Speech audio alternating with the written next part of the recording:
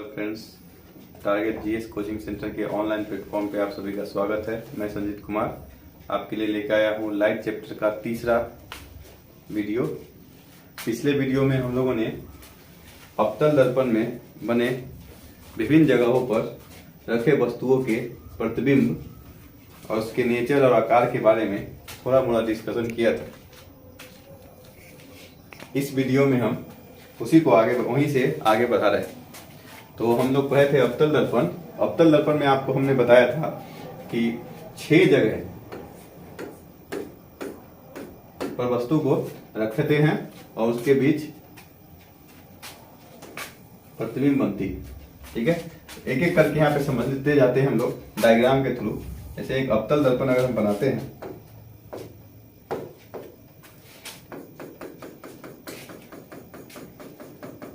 ये अगर हमारा अवतल दर्पण है तो इसको हम लोग पोल कहते थे। ये हमारा एफ फोकस था, इसको हम लोग वक्रता त्रिज्या वक्रता केंद्र बोलते थे। ठीक है, तो ध्रुव, ये फोकस और ये वक्रता के मान लेते इसका नाम एमएन था। तो एक एक कंडीशन को हम देखते हैं। ऐसे याद करना है, बड़ी बात नहीं है, लेकिन अगर इसको समझ लेते हैं हम लोग तो फिर याद करने की आवश्यकता नहीं होती। 3 बातें हमने बताया था कि अनंत से अगर कोई भी किरणें आती है प्रकाश की तो वो सदैव प्रधान अक्ष के समानांतर होता है, और जो प्रधान अक्ष के समानांतर होता है वो दर्पण से टकराने के बाद फोकस बिंदु से गुजरता है। अगला बात बताया था कि फोकस बिंदु से गुजरने वाली जो भी किरणें होती है वो टकराने के बाद प्रधान अक्ष के समानांतर चली जाती है। और तीसरा बात कि अभिलंब पे जहाँ टकराने वाली जो वस्तु होती है वो प्रकाश के परावर्तन का नियम भी देखा था, जो अभिलंब पे जो वस्तु टकराती है वो अभिलंब पे ही वापस चली जाती है। क्योंकि ये अवतल दर्पण एक गोले का भाग था, इसलिए इसके वक्रता केंद्र पर से जो भी किरणें पास होगी वो उसी पे लौट के आ जाती है। तो हम चलते हैं और इसको देखते हैं। पहला देखिए यहाँ पे है कि वस्तु जब अनंत पे रखा हो। वस्तु जब अनंत पे रखा हो तो वस्तु अनंत पे मतलब क्या, इधर कहीं पे होगा रखा हुआ। तो अनंत से आने वाली किरणें कैसी होती है हमने बताया था। अनंत से आने वाली किरणें जो होती है वो प्रधान अक्ष के समांतर होती है, इसी को बोलते हैं हम लोग प्रधान अक्ष। तो प्रधान अक्ष के समांतर मैंने पिछले वीडियो में बताया था। इससे पहले जो लोग पिछले वीडियो नहीं देखे हैं वो लाइव के फर्स्ट और सेकंड वीडियो देख लें, ताकि ये वीडियो आपको समझ में आए और एक बारीकी से आप पढ़ने का कोशिश करें। तो प्रधान अक्ष के समानांतर जो भी आती है वो आपको बताया था मैंने, कहाँ से गुजरती है, वो फोकस से गुजरती है। तो किसी भी प्रतिबिंब को दिखाने के लिए या दर्शाने के लिए हमें सिर्फ 2 किरणें चाहिए होती है। एक किरणें हम मान लीजिए यहाँ से कर लिए, एक अनंत से आ रही है, एक और किरणें यहीं से ले लेते हैं। तो अनंत से आ रही समानांतर होगी तो वो फिर भी गुजरेगी तो फोकस से, तो मतलब उसका प्रतिबिंब कहाँ पे बना, उसका प्रतिबिंब बना फोकस पे। तो जहां पे दोनों किरणें टकराई वहीं पे उसका प्रतिबिंब बनी है। दोनों तो टकरा रही है, कितना भी किरणें अगर हम भेजेंगे इधर से तो जो समानांतर किरणें होती है वो हमेशा फोकस से जाती है, इसलिए प्रतिबिंब कहाँ बनेगी, फोकस पे ही बनेगी। तो यहीं पे यहाँ पे लिखा हुआ है लूसेंट के बुक में, मतलब देख लीजिएगा कि वस्तु की प्रतिबिंब की स्थिति फोकस पे होगी। वस्तु कैसा दिख रहा है, देखिए वस्तु तो बहुत बड़ा लिए थे हम, इतना बड़ा वस्तु ले, इतना बड़ा वस्तु ले, दिख रहा है कैसा, बिंदु आकार का। तो यहाँ पे वही लिखा हुआ है बिंदु मात्र। ठीक है, उल्टा और वास्तविक। तो जब भी उल्टा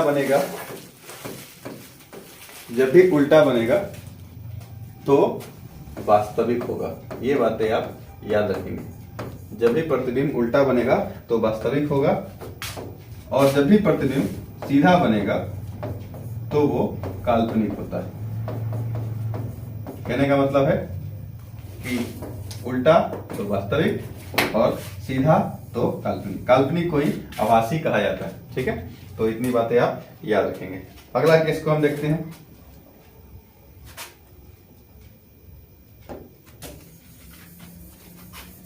हम 1-2 केसेस और समझा देते हैं, बाकी सब लोग अपने से बनाकर ट्राई कीजिएगा। फिर एक और ले लेते हैं हम लोग। इसको हम कलर कर लिए। ये जो पेंट होता है वो किस कलर का होता है आप लोग कमेंट करके बताइएगा कि दर्पण पर जो लेप चढ़ाते हैं वो किस तत्व का चढ़ाया जाता है। ये हो गया। तो यहाँ पे आप जानते हैं इसको, इस बिंदु को हम लोग पोल बोलते हैं, इस बिंदु को हम लोग फोकस बोलते हैं, इसको हम लोग वक्रता केंद्र बोलते हैं। क्लियर हो गया। मान लेते हैं दर्पण जो है इसका नाम एम एन है। तो हम एक केस और बना रहे हैं, केस बना रहे हैं वक्रता केंद्र और वक्रता केंद्र और अनंत के बीच, मतलब अनंत इधर कहीं पे होगा और वक्रता के नहीं आते, यहाँ पे कहीं है। तो मान लेते एक वस्तु है, मान लेते इसका नाम क्या है, ए और बी, ये वस्तु है कोई। तो यहाँ से एक किरणें गुजरेगी वस्तु से, इस वस्तु से एक किरणें हम ऐसे समांतर गुजार देते हैं। तो आपको पहले ही पता है जो किरणें समांतर जाती है वो परावर्तन के बाद कहाँ से निकलेगी, तो परावर्तन के बाद वो फोकस से जाती है। क्लियर हो गई। दूसरी किरणें हम फोकस से गुजार देते हैं, क्योंकि हमको पता है फोकस से जाने वाली किरणें परावर्तन के बाद कहाँ से जाती है, तो समानांतर हो जाती है। अब दोनों किरणें जहाँ पे मिल रही है वो बिंदु को देखिए, दोनों किरणें जो है यहाँ पे मिल रही है। तो मतलब कि किस बिंदु के लिए हमने बनाया था, इस बी बिंदु के लिए। तो बी बिंदु का प्रतिबिंब यहाँ पे बन रहा है बी डैश, और जो प्रधान अक्ष पे जो वस्तु होती है, बिंदु होती है, उसका प्रधान अक्ष पे बनेगा। तो यहाँ से एक पैरेलल खींचते हैं हम लोग, तो ये बिंदु यहाँ पे बन रही है, इसका नाम अलग ए डैश देते हैं। तो देखिए ये था वस्तु, उसका प्रतिबिंब ये बना। देखिए ए ऊपर है, ए नीचे है, और यहाँ पे ए ऊपर हो गया, मतलब उल्टा हो गया। तो इसीलिए आप यहाँ देख रहे हैं उल्टा बन रहा है, और जब भी उल्टा बनेगा तो वास्तविक बनेगा। और देखिए कहाँ बन रहा है, तो सी और एफ के बीच में बन रहा है। देखिए फोकस और वक्रता केंद्र के बीच में कैसा बन रहा है, तो छोटा बन रहा है। ए आकार थोड़ा ज्यादा डबल है, ए आकार देखिए, ए आकार जो दिख रहा है थोड़ा डबल है, और ये आकार थोड़ा छोटा है। तो ये आप याद रखिएगा। तो ये 6 केसेस है, 6 केसेस में देखिएगा। तो अवतल दर्पण में 5 केसेस जो होती है फोकस के पास, मतलब ये अगर अवतल दर्पण है हमारा,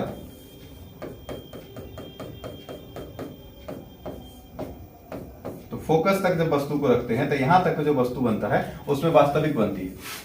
लेकिन जैसे ही फोकस के बाद रखते हैं, फोकस के बाद हम वस्तु को रखते हैं, जैसे मान लीजिए हम एक वस्तु को यहाँ रख रहे हैं, ये लास्ट वाला केस है, 6 नंबर हम बना रहे हैं। बाकी 3, 4 और 5 ये आप खुद से बनाने का प्रयास कीजिएगा।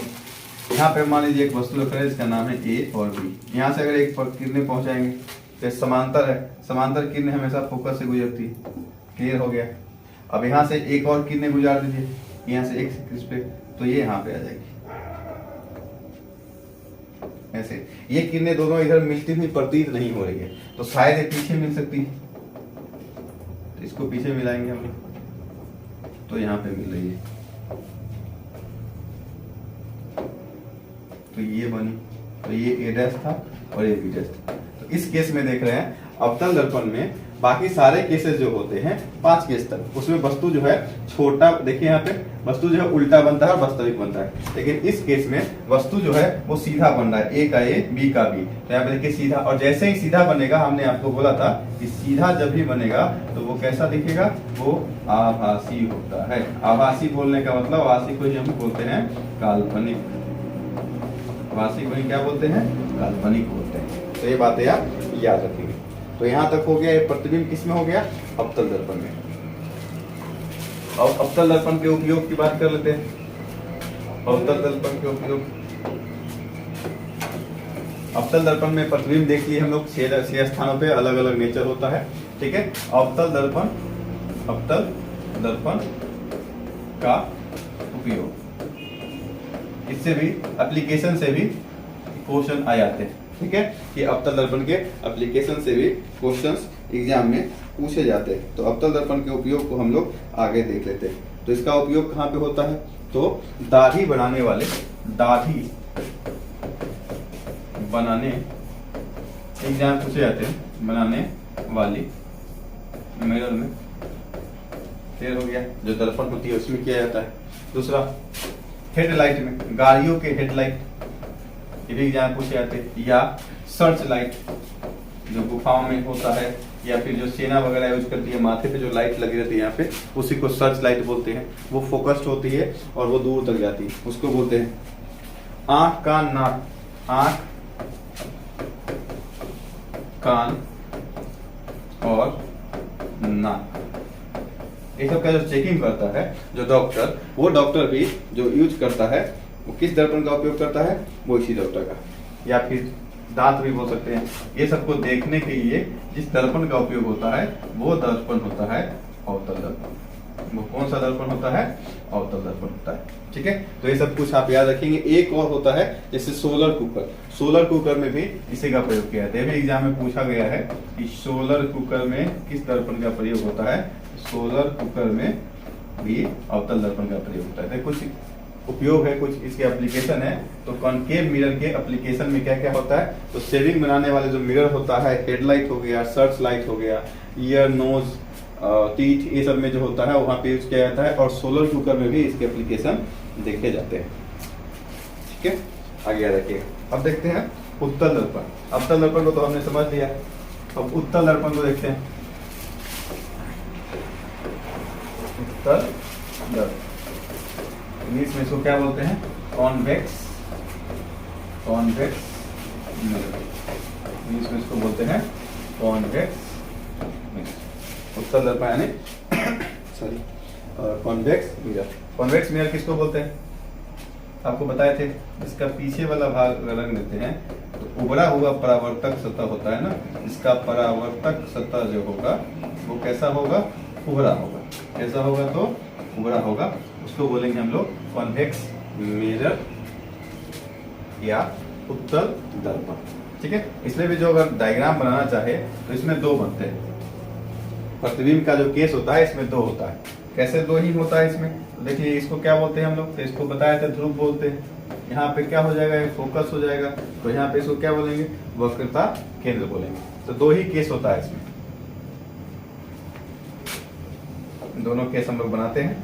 तो पहला केस क्या होता है, फर्स्ट केस, वस्तु अनंत पे हो, वस्तु कहाँ पे रखे, वस्तु को हमने रख लिया अनंत पे, तो प्रतिबिंब कैसा बनेगा। तो तीन बातें हमको जाननी होती है, हमने पहले देख चुका है। पहला तो जानना पड़ता है कि प्रतिबिंब का स्थान, कि प्रतिबिंब कहाँ पे बन रही है। दूसरा बात है हमको जानना है प्रकृति, कि प्रतिबिंब की प्रकृति कैसी है। और तीसरी बात है जो जानना होता है कि प्रतिबिंब का आकार कैसा है। ठीक है, तो ये तीन बातें हमको जानना होता है, तीनों बातें को हम लोग क्लियर करते हैं। तो देखिए अनंत पे रखी हुई, फिर से बता रहे हैं, अनंत पे जो भी किरणें आती है वो प्रधान अक्ष के समानांतर होती है। और प्रधान अक्ष के जो समानांतर होती है, फिर से आपने को बताया मैंने, कहाँ से गुजरती है, फोकस से गुजरती है। क्या इधर से बनेगी, क्या नहीं बनेगी, यहाँ पे यही सोचना है। कैसे नहीं बनेगी, तो देखिए इधर तो परावर्तक सतह तो इधर है, तो इधर से दिखेगा क्या, नहीं। तो इस केस में क्या करते हैं, तो ये वाला गलती कभी मत कीजिएगा। उत्तल दर्पण में इसको ये कर लेते हैं,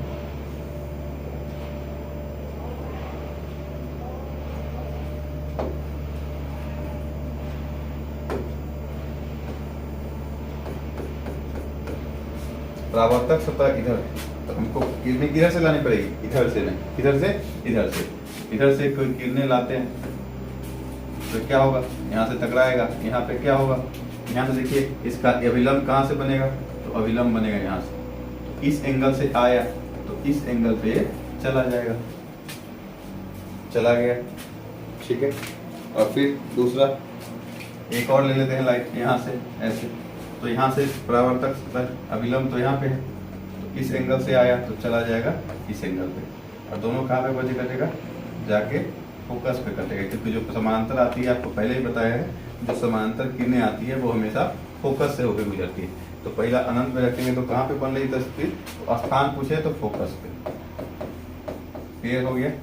दूसरा प्रकृति पूछे तो सीधा बनता है, और सीधा जब भी हो गया तो काल्पनिक मतलब आभासी हो गया।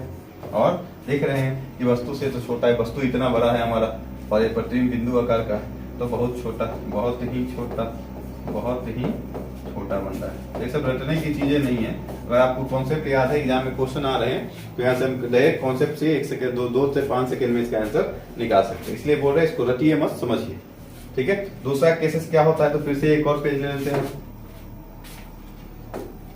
एक और उत्तर दर्पण बना लेते हैं।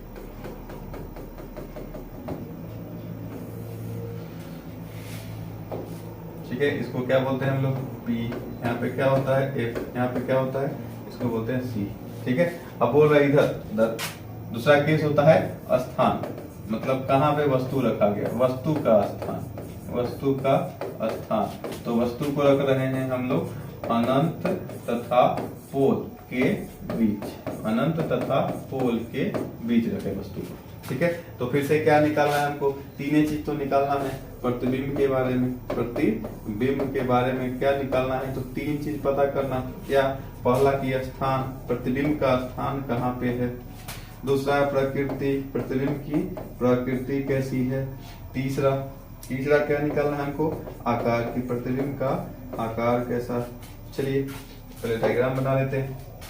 तो यहाँ पे एक वस्तु रख दिए, मान लेते हैं वस्तु का नाम ए और बी है, ठीक है। यहाँ से ए का तो इसी पे बनेगा कहीं, बी के लिए अगर एक समांतर किरणें भेजते हैं तो वो कहाँ से गुजरेगी, फोकस से गुजरेगी, मतलब इधर चली जाएगी, क्लियर। एक किरणें अगर यहाँ पे भेजते हैं इससे, तो कहाँ चली जाएगी, इधर चली जाएगी टकरा के। मतलब ये दोनों किरणें तो आपस में कहीं मिलने से रही, तो इसको हम आगे बढ़ाएंगे, आगे एक्सटेंड करेंगे, तो कहाँ पे मिली, यहाँ पे मिली। मतलब हमारा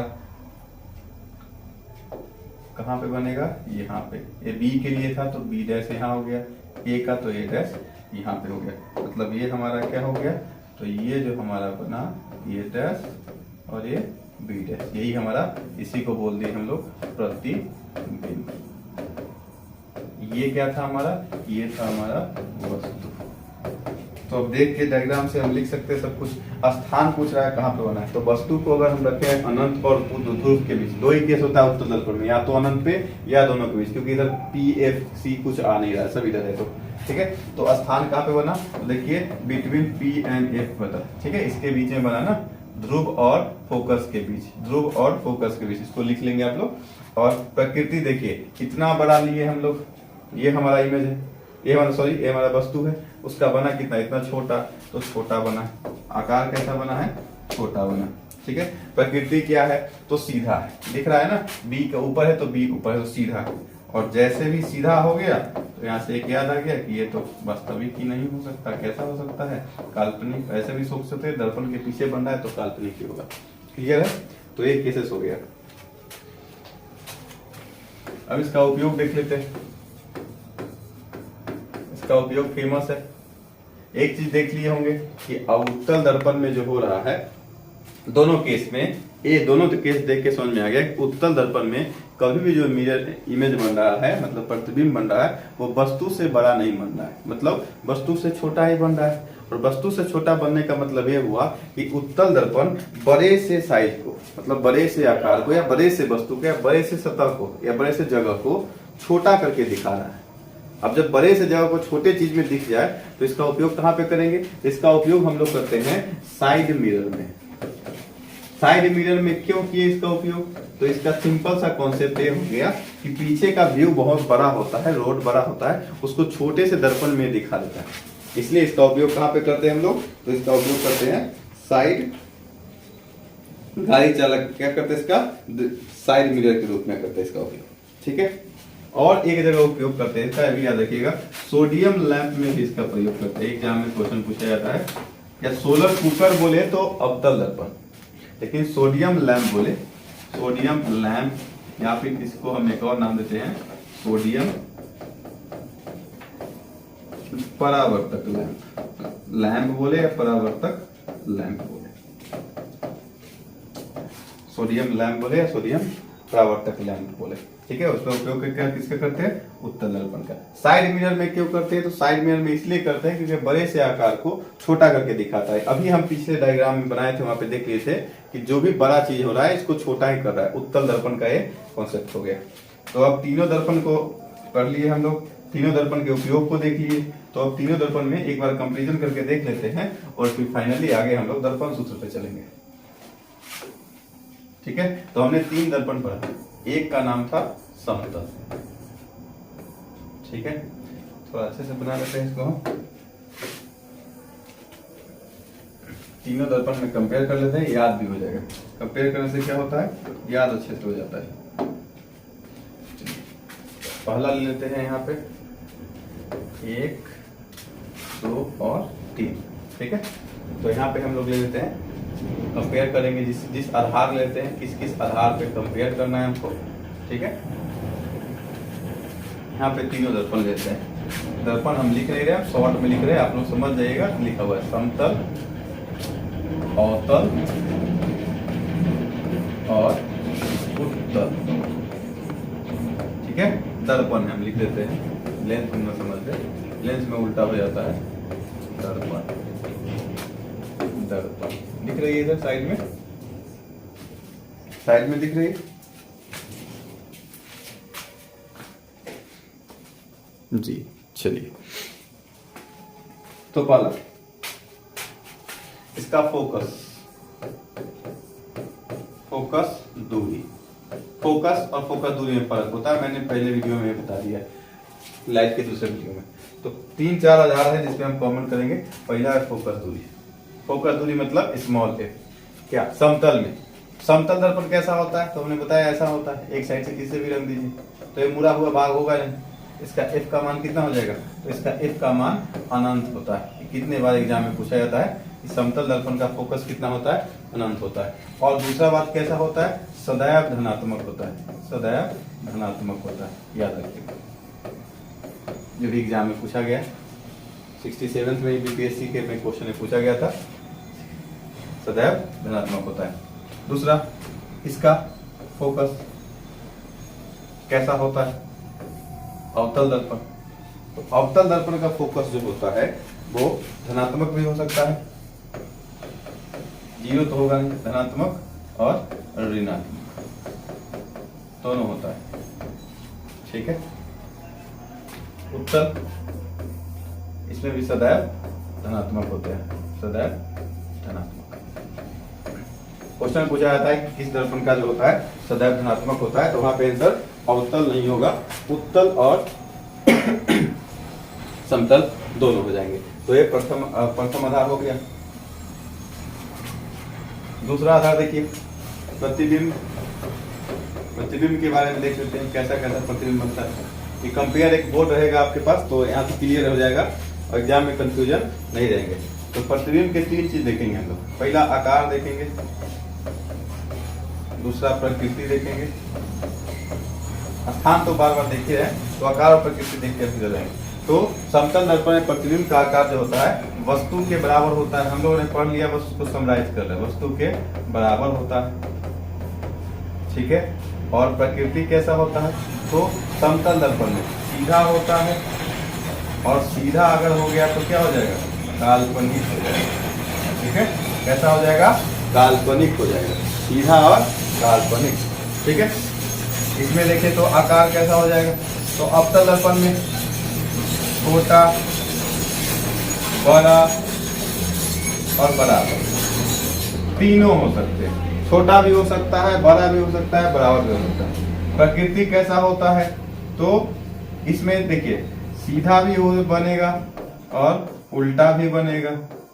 सीधा बनेगा तो काल्पनिक भी बनेगा, एक केस में, एक ही केस में बनता है, ठीक है। ये वाला एक ही केस में बनता है, एक ही केस में। बाकी के 5 केस में उल्टा होता है, ठीक है। क्लियर हो गया। यहाँ पे वस्तु से छोटा ही होता है, सदैव वस्तु से छोटा, इसलिए इसका उपयोग साइड मिरर में हम लोग करते हैं। वस्तु से छोटा ही होता है इसका प्रतिबिंब, ठीक है। और कैसा होता है? तो सीधा ही होता है। सीधा होगा तो कैसा कहलाएगा? काल्पनिक ही कहलाएगा। क्या होगा? काल्पनिक ही होगा। तो क्या एक क्लियर है? यहाँ तक सब कुछ क्लियर होगा। इसलिए इसको आगे बढ़ाते हैं और आधारों पे कंपेयर करने का कोशिश करते हैं, ठीक है। यहाँ तक सबको क्लियर हो गया होगा। तो आगे कुछ आधारों पे हम इसको कंपेयर करके देख लेते हैं।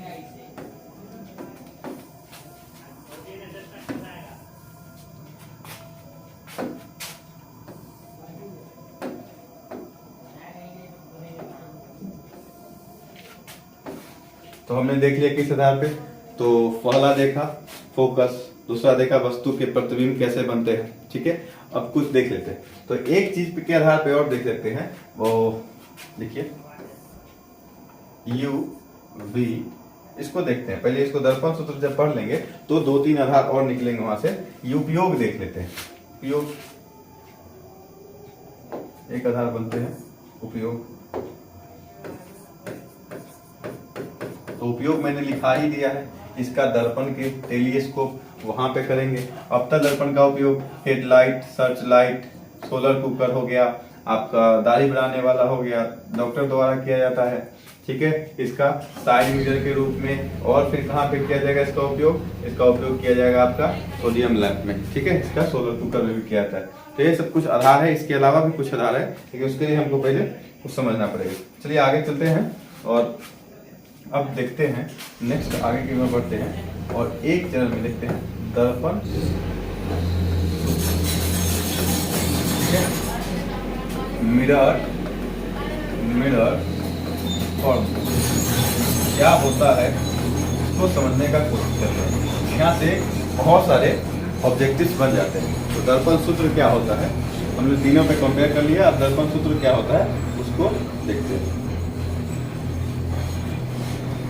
चलिए, तो किसी दर्पण, गोलीय दर्पण पे, ये सूत्र किसके लिए लिख रहे हैं हम लोग? गोलीय। गोलीय दर्पण बोले तो अवतल और उत्तल दोनों के लिए चलेगा। सूत्र क्या होता है हम लोग पहले सूत्र पे देखते हैं। तो 1/v + 1/u = 1/f होती है। ठीक है, इसी को बोलते हैं हम लोग दर्पण सूत्र। इसको फॉर्मूले द्वारा प्रूफ किया जाता है, लेकिन आपको इसकी कोई जरूरत नहीं है, बस समझ लीजिए होता क्या है। जैसे मान लीजिए एक दर्पण ले रहे हैं, ये दर्पण है हमारा,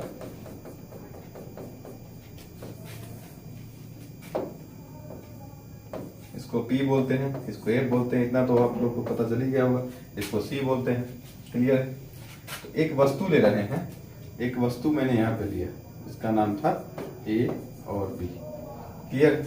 तो इसका इमेज कहीं पे बनेगा, इमेज यहाँ पे लिए तो यहाँ पे इमेज बना छोटा सा, मान लेते हैं, इसको दूसरा कलर कर लेते हैं। ये है हमारा B' A'। क्लियर? चलिए, तो अब समझने की कोशिश करते हैं कि यहाँ पे V क्या है, वगैरह वगैरह ये सब चीजें। तो देखिए V क्या है, सबसे पहले V को देखते हैं। तो V जो है दर्पण से, याद रखिएगा, दर्पण से मतलब इस दर्पण से इसकी दूरी, वस्तु की दूरी होती है। दर्पण से वस्तु की दूरी, इसी को हम लोग V कहते हैं।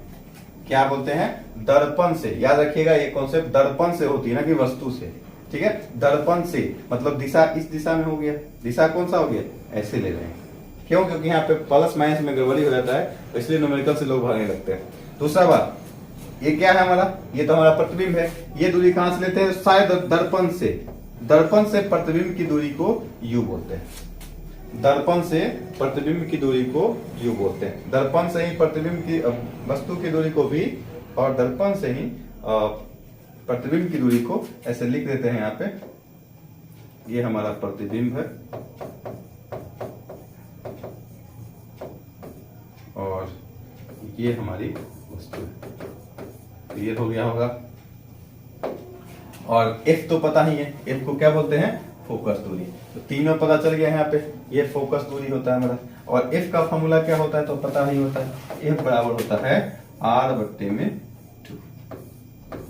तो यही है, इसी से न्यूमेरिकल आते हैं। अब देखिए यहाँ से एक चीज है, दो लेंस होता है गोलीय में, एक को बोलते हैं उत्तल और एक हो गया अवतल। समतल की बात यहाँ पे नहीं आती है, कंपेयर कर रहे हैं हम लोग। तो यहाँ पे फॉर्मूले को थोड़ा साइड कर लेते हैं।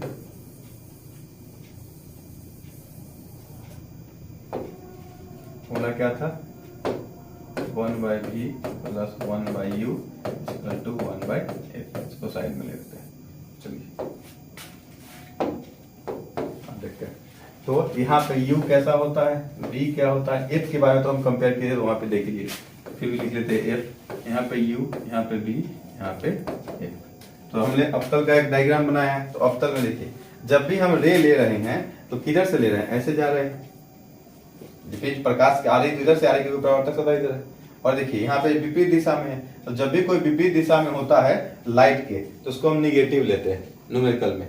तो याद रखिएगा, आपको वो सब समझने का कोई जरूरत नहीं है। आप याद कर लीजिए सिंपल सी बात कि U जो होता है वो निगेटिव होता है, चाहे वो उत्तल हो या अवतल हो। चलिए याद हो गया। अब देखिए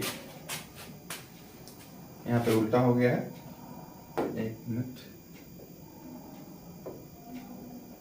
थोड़ा सा कंफ्यूज हो गया।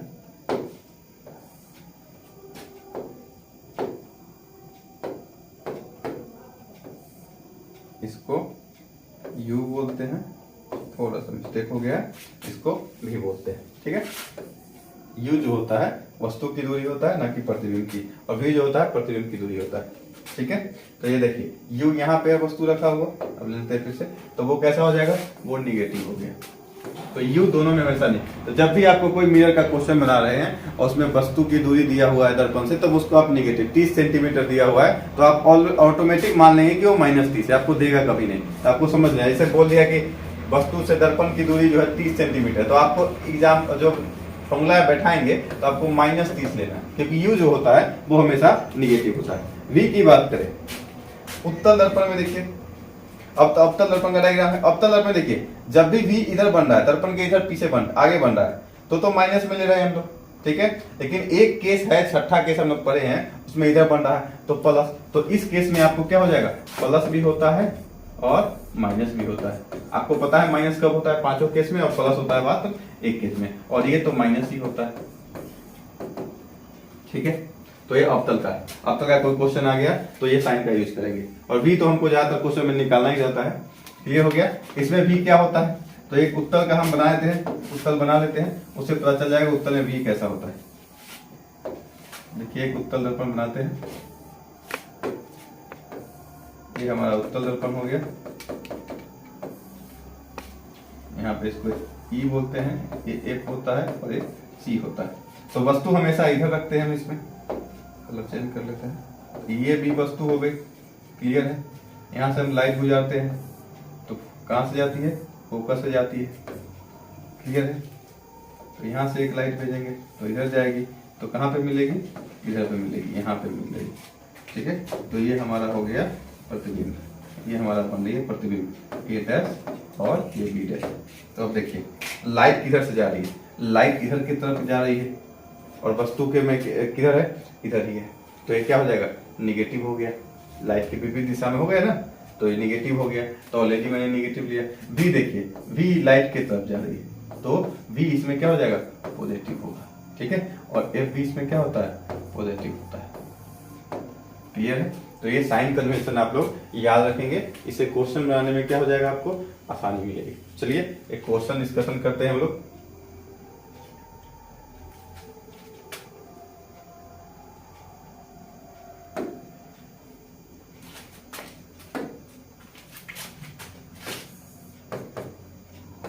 किसी उत्तल दर्पण में जिसका फोकस दूरी,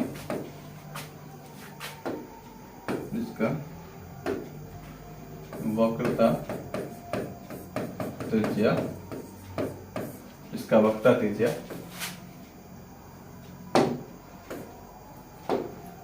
60 सेंटीमीटर है के सामने 30 सेंटीमीटर की दूरी पर एक वस्तु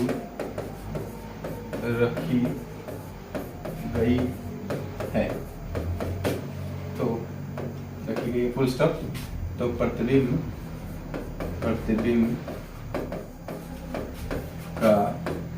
की आकार और प्रतिबिंब की आकार और प्रकृति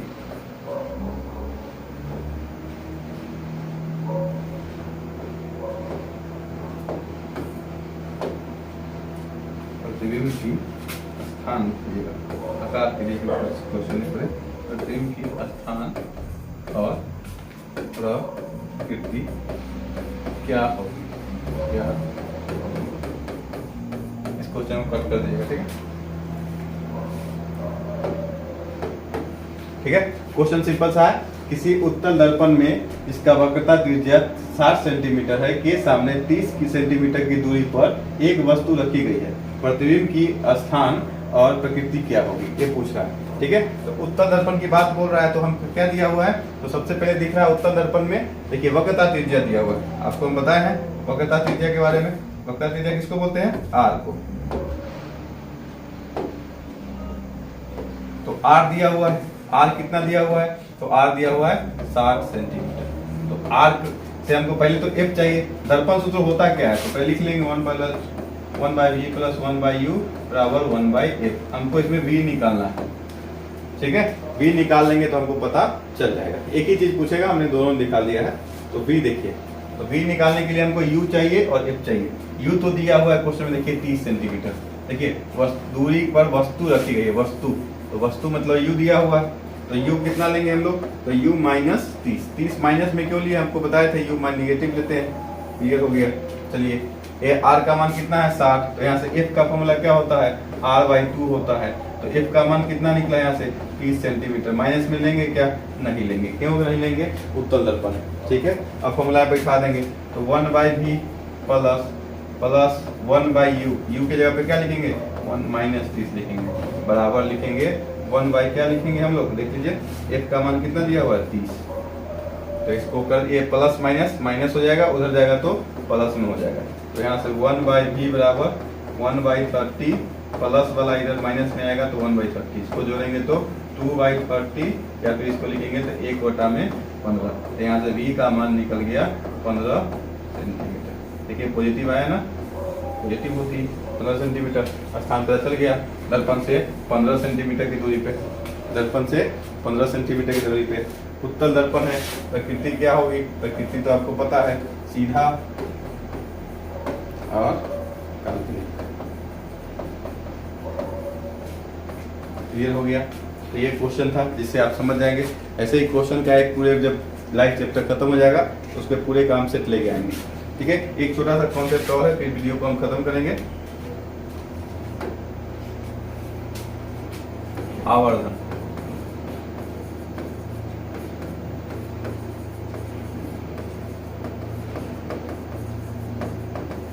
मैग्निफिकेशन होता क्या है, देखिए आवर्धन का मतलब होता है किसी चीज को बढ़ा देना, आवर्धित करना मतलब बड़ा करना, ठीक है। जैसे कि दर्पण के सामने है 1 सेंटीमीटर का चीज, उसको 3 सेंटीमीटर का दिखा दिया, तो क्या बोलेंगे, उसको 3 गुना आवर्धन कर दिया, मतलब उसका आवर्धन का मान कितना है 3 है। तो इसी को क्या बोलते हैं हम लोग, आवर्धन बोलते हैं। एग्जाम में कभी भी इसका डेफिनेशन नहीं पूछा जाता, ठीक है। आवर्धन निकालते कैसे, तो आवर्धन को मैग्निफिकेशन को एम से सूचित करते हैं। तो आवर्धन का फॉर्मूला होता है प्रतिबिंब की ऊंचाई, प्रतिबिंब की ऊंचाई बटे में वस्तु की ऊंचाई, बटे में वस्तु की ऊंचाई। इसी को क्या बोलते हैं हम लोग, आवर्धन बोलते हैं। फॉर्मूला होता है m इक्वल टू प्रतिबिंब का हाइट ऑफ इमेज बटा में हाइट ऑफ ऑब्जेक्ट, मतलब m इक्वल टू HI बटा में HO। या फिर इस फॉर्मूले को एक और लिखते हैं माइनस v/u, ठीक है। तो ये फॉर्मूला आप याद रखिएगा। तो दर्पण में ज्यादा फॉर्मूला नहीं है, 2-3 फॉर्मूले हैं जिससे क्वेश्चन बन जाते हैं। पहला फॉर्मूला क्या याद रखना है आपको, क्या F बराबर R/2, सिंपल सा फॉर्मूला है। दूसरा दर्पण सूत्र याद रखना है 1 by v plus 1 by u equal to 1 by f, और एक आवर्धन का फॉर्मूला हो गया, ठीक है। तो ये 3 फॉर्मूले हैं आपको, इससे ही क्वेश्चन बन जाएगा। एक लास्ट क्वेश्चन करते हैं आवर्धन पे और हम लोग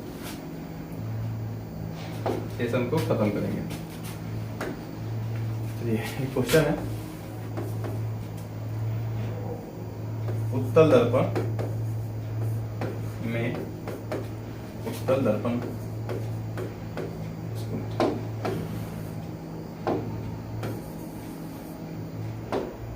उत्तल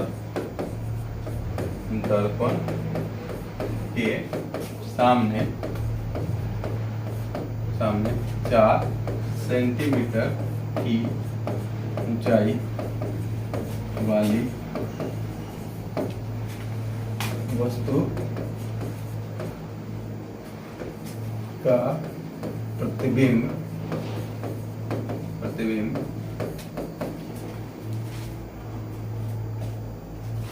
सीधा और काल्पनिक बनता है, जिसकी ऊंचाई जिसकी ऊंचाई 2 सेंटीमीटर है। तो आवर्धन ज्ञात करें। ठीक है, इसी पास है क्वेश्चन। आवर्धन का फॉर्मूला क्या होता है? m बराबर HI बटा में HO। क्लियर है? तो देखिए क्वेश्चन में उत्तर दर्पण के सामने ऑब्जेक्ट का साइड क्या है? 4 सेंटीमीटर। ठीक है, प्रतिबिंब कितने की बन रही है? 2 की। तो सिंपल सा बात है, 4 बटा में 2 कर देते हैं और यहाँ से ऐसे कितना आ जाता है? 2। इसकी यूनिट नहीं होती है क्योंकि भी सेंटीमीटर कट जाती है, तो m बराबर हो गया 2। ठीक है, सिंपल सा आंसर बन जाएगा यहाँ पे, ऐसे बना देंगे। क्लियर हो गया? तो आज यहीं तक वीडियो। अगले वीडियो में हम लोग प्रकाश का अपवर्तन करेंगे। Thank you.